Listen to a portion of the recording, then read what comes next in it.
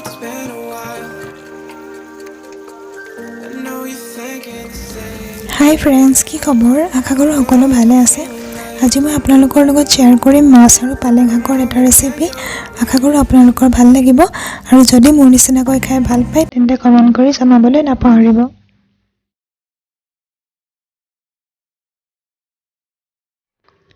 প্ৰথমতে মই ইয়াত লৈছোঁ 1 কাপ মচুৰ দাইল আৰু 3টা আলু এনেকৈ কাটি লৈছোঁ আৰু এইখিনি কুকাৰত একেবাৰে কম পৰিমাণৰ পানী দি মাত্ৰ 1 চিটি মৰালৈকে সিজাই ল'ম।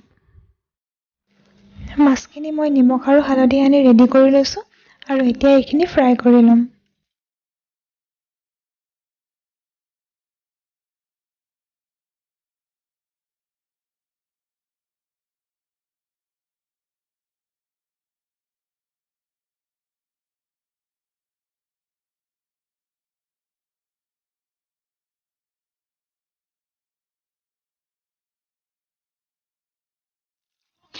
আৰু মাছখিনি ফ্ৰাই হয় মানে মই বাকীখিনিও যোগাৰ কৰি লৈছোঁ।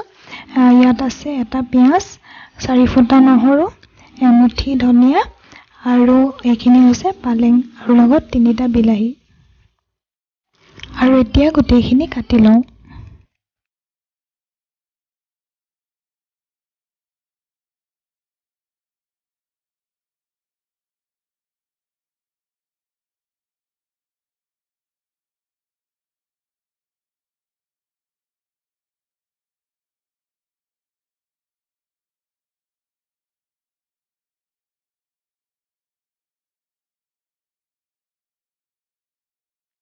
মাছখিনি ফ্ৰাই কৰা হৈ গৈছে। এতিয়া মই সেইখিনি তেলতে দিছোঁ কেইটামান মেথি গুটি আৰু এটা শুকান জলকীয়া। আৰু এতিয়া মই ইয়াত এড কৰিছোঁ পিঁয়াজ আৰু নহৰুখিনি আৰু পিঁয়াজখিনি কালাৰ চেঞ্জ হোৱালৈকে ভাজি ল'ম।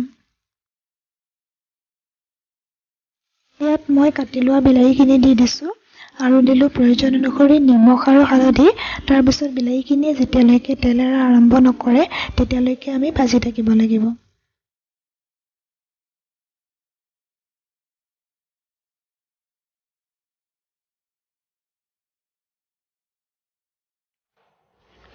বিলাহীখিনি ভালকৈ সিজি গৈছে আৰু এইখিনি তেল এৰিবলৈ আৰম্ভ কৰিছে। এতিয়া মই ইয়াত পালেংখিনি দি দিম।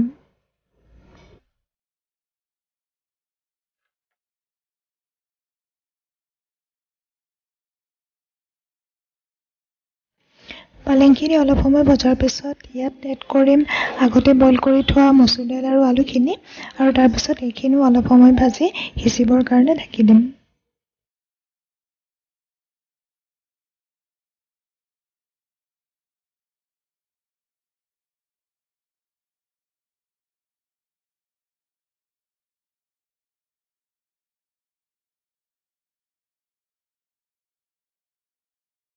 এতিয়া ইয়াত এড কৰিম প্ৰয়োজন অনুসৰি পানী আৰু পানী দিয়াৰ পিছত ইয়াত মাছখিনিও দি দিম আৰু অলপ সময়ৰ কাৰণে ঢাকি দিম।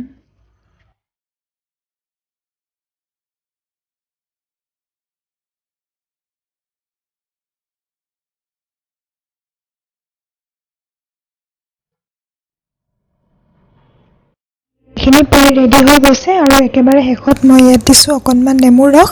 যদি আপোনালোকে টেঙা ভাল পায় তেন্তে নেমুৰ ৰস দিব আৰু নিদিলেও কথা নাই।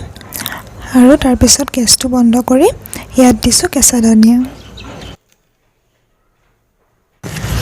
আৰু আমাৰ মাছ আৰু পালেঙৰ জোল ৰেডি হৈ গৈছে। দাইল দিয়াৰ কাৰণে এই আঞ্জাখন খুবেই টেষ্টি হয়। আপোনালোকেও এবাৰ ট্ৰাই কৰিব আৰু মোক কমেণ্ট কৰি জনাব কেনেকুৱা পালে। চ' আজিলৈ ইমানেই। আকৌ লগ পাম নতুন এটা ভিডিঅ'ত। Love you all, take care.